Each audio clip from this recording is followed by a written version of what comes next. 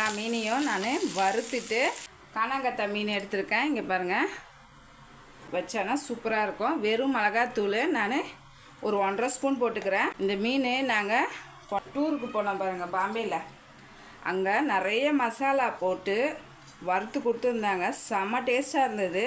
இது வந்து குழம்பு மிளகாத்தூள். காரத்துக்கு தகுந்த மாதிரி நீங்கள் காரம் சேர்த்துக்கோங்க. கொஞ்சம் காரம் அதிகமாக போட்டால் தான் நல்லாயிருக்கும். உப்பு சேர்த்துக்கோங்க. 1/2 லெமன் சேர்த்துக்கோங்க. பூண்டு விழுது நம்ம சேர்க்கணும். 1 ஸ்பூன் சேர்த்துக்கிறேன்.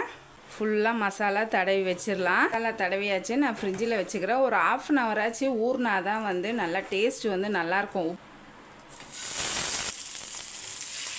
3 மீன் தான் போட முடியும் போல இருக்கு.